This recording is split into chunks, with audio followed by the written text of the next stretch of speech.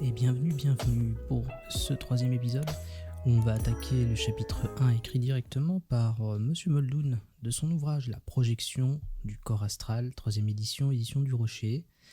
Donc Sylvan Muldoon accompagné d'Edward Carrington. Mais avant ça, il faut savoir que j'organise des ateliers sortis hors du corps qui sont bien remplis mais pas totalement. C'est-à-dire qu'il reste encore une place pour Bordeaux le 18 novembre et 19 novembre. Donc c'est des ateliers de 2 jours où on apprend les fondamentaux et où on essaye de faire une sortie hors du corps le soir même pour essayer de débloquer tout ce qu'il y a à débloquer au sujet de ce phénomène. Il y a aussi 5 places pour Lyon le 2 et le 3 décembre. Donc à chaque fois ce sont des week-ends. Une place à Montpellier le samedi 6 janvier et dimanche 7 janvier. Et enfin, il y a une session 2 à Paris, plus loin, le samedi 20 janvier et le dimanche 21 janvier, où il y a 7 places. N'hésitez pas à prendre vos billets, je mettrai un petit lien dans la description. Chapitre 1 alors. On va faire comme d'habitude, je vais lire. Et dès que je le sens, je vais commenter. Bon alors c'est parti. L'existence du corps astral est connue depuis longtemps.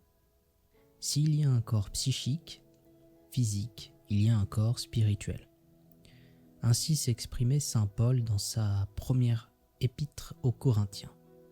Il y a également longtemps que s'est établie la croyance qu'en chaque être matériel se trouve un double, non matériel.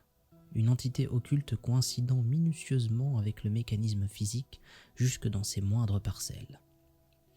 Il existe de nombreux rapports, émanant de savants dignes de foi, qui établissent le bien fondé de l'affirmation suivant laquelle cet être non matériel, le corps astral, ainsi qu'il le nomme, est capable de se séparer de sa contrepartie physique et d'exister en dehors de son enveloppe matérielle, intangible pour les êtres qui l'entourent. Ce fait mystérieux est appelé projection astrale ou extériorisation astrale, et nombreux sont les écrits d'occultistes qui ont trait à ces phénomènes étranges que nous appellerons nous projection astrale. Commentaire et que j'appelle moi sortir du corps tout simplement. Mais en dépit de toute l'information accumulée à ce jour, il nous faut bien reconnaître que nous en sommes toujours à nos premiers balbutiements en cette matière. Cette extériorisation du corps astral constitue en fait le premier pas dans un domaine mystérieux, la mort, domaine dans lequel nous devrons bien cependant tous entrer tôt ou tard. Si ce domaine vous fascine, alors le phénomène de la projection astrale vous intéressera également, car la projection astrale et la mort sont assez semblables. Pour tous ceux qui n'auraient jamais eu de contact avec ce phénomène, et même pour ceux qui, d'une certaine façon, en ont eu, tout cela reste de la théorie. Pour celui qui consciemment projette son corps astral, l'extériorisation de cette contrepartie non matérielle du corps physique est une réalité aussi évidente que le fait d'être consciemment vivant. Tout d'abord, je vous dirai que ce phénomène m'est très familier, car je me suis livré à des centaines de projections sur un laps de temps de 12 années. Aussi bien des projections agréables que désagréables, entièrement ou partiellement conscientes. La plus grande partie du contenu de ce livre provient de mes expériences personnelles. Dans la doctrine occulte, il n'est rien de mieux établi, de mieux démontré, dit William Walter Atkinson, que l'existence du corps astral. Cet enseignement des anciens est corroboré par les investigations et les expériences des chercheurs psy de l'époque actuelle. Le corps astral, propre à chaque individu, est la contrepartie exacte du corps physique. Il est composé de fines matières éthérées et il est contenu habituellement dans le corps physique.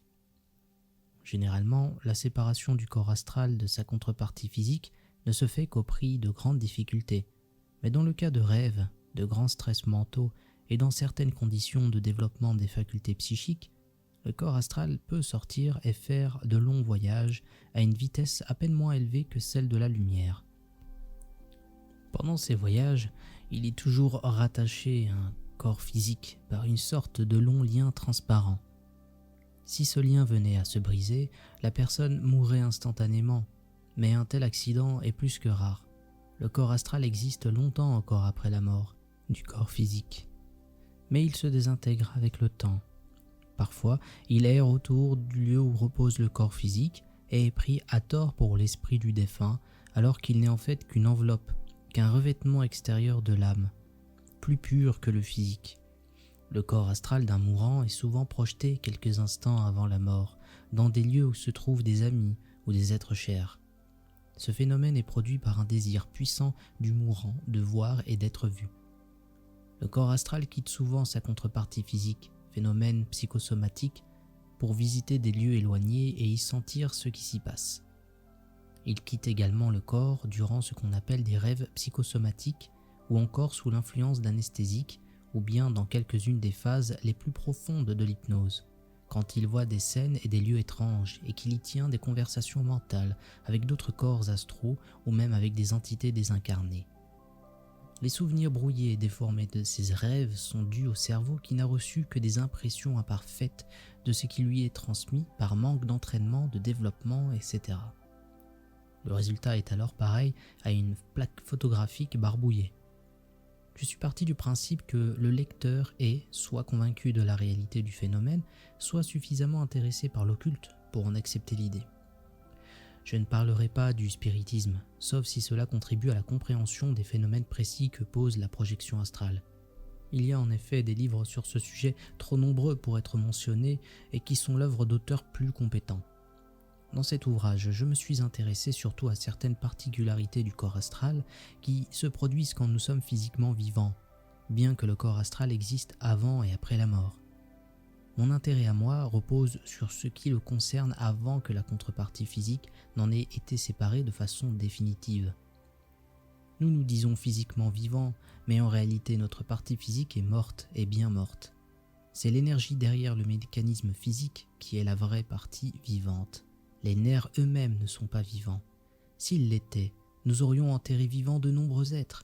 C'est l'énergie nerveuse qui les anime et le corps astral est le condensateur de l'énergie nerveuse que vous utilisez en ce moment précis. Mais alors, direz-vous, le corps astral vit à l'heure actuelle ? Bien sûr. Parmi les personnes faisant autorité sur le sujet de la projection astrale, beaucoup ont l'impression que le corps astral est le produit d'un processus mental, ce qui est faux. Si c'était le cas, où donc la victime assassinée récupérait-elle instantanément son corps astral ? Si c'était le cas, plus personne n'aurait de corps astral après la mort, mis à part celui qui aurait entendu parler d'un processus de création mentale. Je fais un commentaire par rapport à ça, parce que je l'avais évoqué dans une vidéo, je faisais des sorties hors du corps non contrôlées quand j'étais enfant, et le souci c'est que le corps astral, on va utiliser le mot qu'il utilise, mon corps de voyage, n'était pas celui de l'enfant que j'étais, mais celui d'un adulte, et celui d'un adulte qui était mort en fait, il n'y a pas si longtemps que ça, il y a quelques années, enfin juste avant ma naissance, et qui correspondait du coup à ce qu'on pourrait appeler une vie antérieure, en tout cas dans ces termes. Même si moi je ne sais pas encore, vous savez, je préfère ne pas être absolu et être prudent, donc on peut mettre ça entre guillemets, mais dans tous les cas c'est comme ça qu'on pourrait l'interpréter, c'est une des interprétations possibles. Donc c'est pas le plus important c'était que j'avais le corps astral d'un adulte, mais aussi sa structure mentale. Donc ça suggère en tout cas que au corps astral, s'adjoint aussi une structure mentale propre.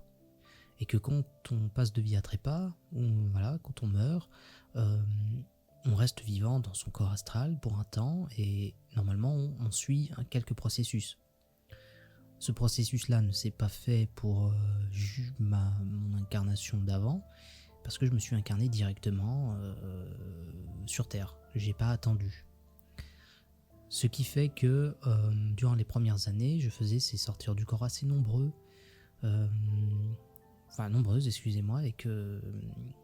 et que j'avais toujours ce corps en fait d'un adulte, jusqu'à ce que petit à petit ça disparaisse et que je visite en fait cette contrepartie de la réalité physique avec un corps d'un enfant ou d'un adolescent par la suite. Et du coup ça rejoint le fait que le corps astral il se désagrège ou alors s'adapte à la forme qu'il revêt. et à la structure mentale qui petit à petit se crée, en fait, se renforce. Parce que quand on est enfant, on n'a pas la structure mentale d'un adulte. On peut très bien avoir du coup, ce serait trop gros pour parler comme ça, mais peut-être une double identité, en quelque sorte. Celui endormi de l'adulte qu'on était avant, et normalement qui devrait disparaître, et celui de l'enfant qui est en train de se construire. Et du coup, peut-être que les deux ils peuvent cohabiter pendant un certain temps, et peut-être même que l'un est la nourriture de l'autre. Parce que qui sait en fait les tares, par exemple, les qualités, les défauts que j'ai pris de cette ancienne vie. Je sais que j'en ai pris, je sais lesquels. Donc c'est très très très intéressant. Très intéressant. Voilà, c'était la petite remarque. Bon, je vais continuer. Et je continue directement sur sa première projection astrale consciente. Ayant bien présent à l'esprit le fait que le corps astral est le moi réel vivant et que le corps physique n'est qu'une sorte d'enveloppe, nous allons maintenant nous intéresser à ce qui se passe à proprement parler lors d'une projection astrale. Avant de décrire ma toute première projection astrale, il faut que je vous dise que toutes les expériences ne sont pas semblables et que si en observant toutes les règles de l'art décrites plus loin, vous réussissez une projection astrale, ce que vous connaîtrez pourra bien ne pas correspondre à ma propre expérience. L'art, qui plus est, vient avec la pratique. Je n'avais à l'époque que 12 ans et je pensais peu ou aux problèmes de la vie et je ne faisais guère de soucis. Alors que d'autres membres de ma famille avaient poussé plus avant l'étude de l'occulte, je ne savais pratiquement rien d'une vie supérieure. J'avais entendu dire qu'il y avait une vie après la mort, assez semblable à notre vie actuelle. À cela se limitait ma connaissance du sujet qui, du reste, me préoccupait fort peu. Après la lecture de divers livres consacrés au spiritisme, ma mère, poussée par la curiosité et le désir de déterminer la part de fiction et de réalité, décida de se rendre au camp de l'association spiritualiste de la vallée du Mississippi, à Clinton dans l'Iowa. Je l'accompagnais ainsi que mon tout jeune frère. C'est là que s'est déroulée l'expérience que je vais relater. Nous étions retirés assez tôt ce soir-là.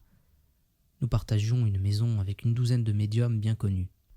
J'étais allé me coucher, comme d'habitude, aux environs de 22h30 et je dormis plusieurs heures. Je réalisais que je m'éveillais lentement et il ne me semblait pas que j'eusse la possibilité ni de me rendormir ni de me réveiller davantage. Dans cet état de stupeur, je savais au fond de moi-même que j'existais quelque part, d'une façon ou d'une autre, dans le silence et l'obscurité et dans un état d'impuissance et d'insensibilité. J'étais conscient mais très mal à l'aise, conscient d'exister, mais où ? Peu à peu j'ai l'impression que je reposais sur mon lit, mais j'étais toujours désorienté quant à ma position exacte et incapable de bouger, comme si j'adhérais à ce sur quoi je reposais. Adhérer, c'est la sensation exacte. Si l'on est conscient au début de la projection astrale, on se sent vraiment comme englué dans une position fixe. Une caractéristique de ce phénomène est que l'on peut être conscient et cependant incapable de bouger. J'ai appelé cet état catalepsie astrale, car il n'existe aucun mot pour le définir. Commentaire, nous on appelle ça la paralysie du sommeil du coup, ou la stase tout simplement, paralysie du sommeil étant vraiment la pathologie on va dire, où la personne peut avoir très très peur, d'hallucinations etc. Mais les mécanismes semblent similaires à ce qu'on appelle la stase du corps physique. Et note aussi, il a dormi avec plein de médiums. Donc à mon avis, l'ambiance, le pansem, l'égrégore, tout ce que vous voulez de cette baraque, elle devait être au maximum en fait pour faire des états modifiés de la conscience. Donc tu m'étonnes que tu fasses une sortie hors du corps. Je continue. Je reviendrai plus en détail sur cet état. Je me contenterai de dire que la catalepsie astrale peut se produire avec ou sans fonctionnement des sens, avec ou sans conscience, car la catalepsie est un contrôle subconscient direct. À un certain moment, la sensation d'adhérence diminua, mais pour être remplacée par une sensation tout aussi désagréable, celle de flotter. Au même moment, tout mon corps rigide, je croyais qu'il s'agissait de mon corps physique, mais c'était en réalité mon corps astral, se mit à vibrer à grande vitesse, en un mouvement d'ascension et de descente, et je pouvais sentir une forte pression qui s'exerçait dans ma nuque, région dite Medulla oblongata. Cette pression était impressionnante et se manifestait par à-coups réguliers, dont la puissance semblait faire vibrer tout mon corps. Tout cela dans une obscurité totale me fit l'effet d'un horrible cauchemar car j'ignorais ce qui se passait. Là, je peux pas m'empêcher de faire un commentaire. Voilà, un état vibratoire, magnifique. Une pression au niveau de la nuque, magnifique. C'est vraiment passionnant de pouvoir lire en fait un vrai voyageur. J'ai déjà lu l'ouvrage avant, mais le fait d'y replonger, et je pense que pour ceux qui n'ont pas lu cet ouvrage, ils doivent se dire « Ah mais mon Dieu, ce gars des années 20 dit la même chose qu'un Mark O'Byrne, qu'un Borvo ou que d'autres. » Eh bah oui, parce que c'est un vrai phénomène et qu'on le vit vraiment. C'est dingue, j'adore. Je continue. Pendant ce pandémonium de sensations étranges, flotter, vibrer, osciller, et cette pression à la tête, j'entendis des sons qui me paraissaient lointains et quelque peu familiers. Le sens de l'ouïe commençait à fonctionner. J'essayais encore de bouger sans succès, comme si j'étais toujours dans l'étreinte de quelque mystérieuse force directive et extrêmement puissante. Le sens de l'ouïe ne s'était pas plutôt mis en action que la vue suivait. Étant capable de voir, je fus plus qu'étonné. Je flottais. Je flottais dans l'air, rigide et à l'horizontale, à quelques centimètres au-dessus de mon lit. Au début, les choses environnantes me parurent troubles, puis elles se précisèrent. Je savais parfaitement où j'étais, seulement je ne pouvais m'expliquer mon étrange comportement, lentement, en zigzagant et en ressentant une forte pression au bas de la tête. J'évoluais toujours à l'horizontale et impuissant vers le plafond. Je crus que mon corps physique, tel que je l'avais toujours connu, s'était mystérieusement mis à défier les lois de la gravitation. C'était trop inhabituel pour que je comprenne, mais trop réel pour que je nie, car étant conscient et capable de voir, je ne pouvais pas douter de ma raison. À près de 6 pieds au-dessus du lit, je fus levé de la position horizontale à la position verticale et placé debout sur le plancher de la chambre, comme si ce mouvement avait été dirigé par une force invisible présente dans l'air même. J'ai resté ainsi ce qui me sembla 2 minutes, toujours impuissant à me mouvoir de mon propre chef, et regardant droit devant moi. J'étais toujours astralement cataleptique. Enfin, la force directive se relâcha, je me sentis libéré, ne ressentant plus que la tension dans le bas de la tête. Je fis un pas, la pression s'accrut un bref instant, et fit faire à mon corps un angle aigu. Je fis un effort pour me retourner. Il y avait 2 mois. Je commençais à me croire fou. Il y avait un autre moi couché calmement sur le lit. Il m'était assez difficile de me convaincre de la réalité de la chose, mais mon esprit bien conscient ne me permettait pas de douter de ce que je voyais.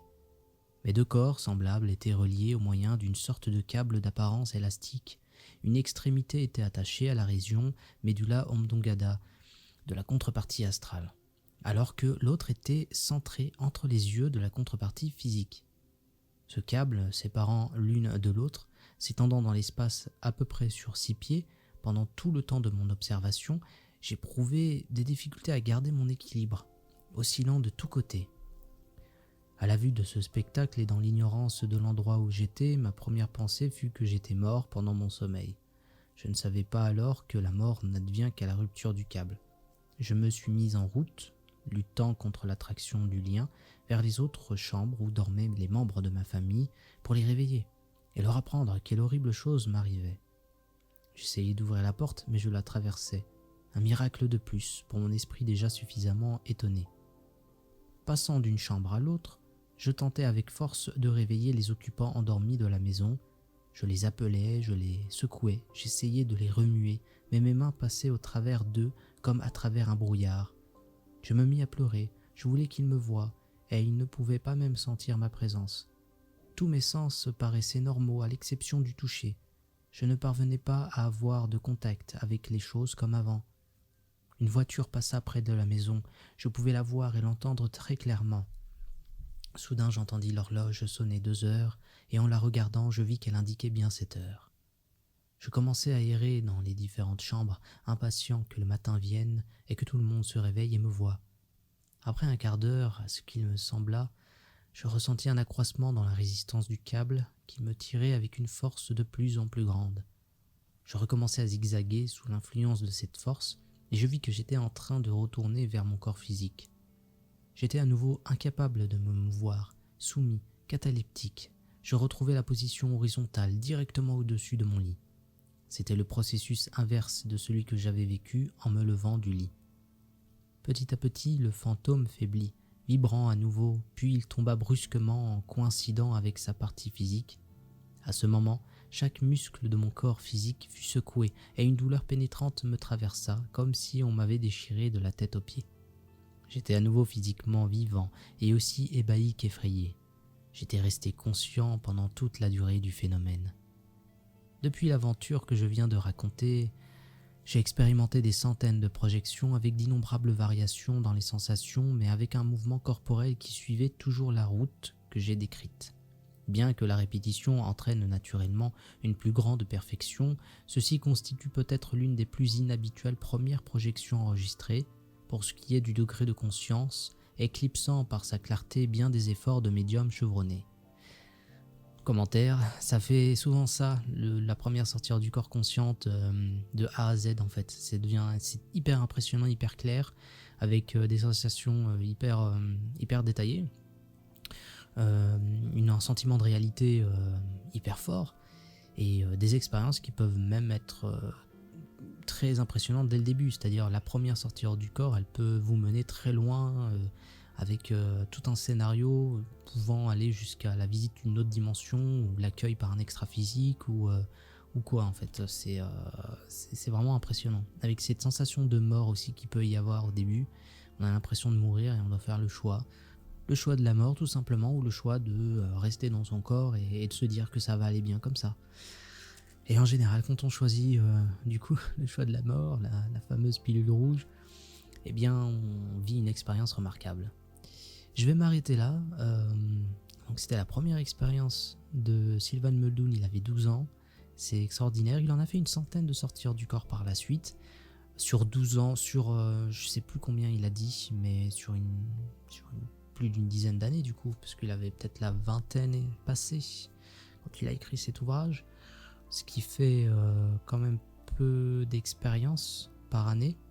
Et en général, c'est ça, quand on vous sort des chiffres genre 200, 300, c'est sur plusieurs années. Et en réalité, sur une année, vous allez avoir une vingtaine d'expériences, peut-être quelque chose comme ça.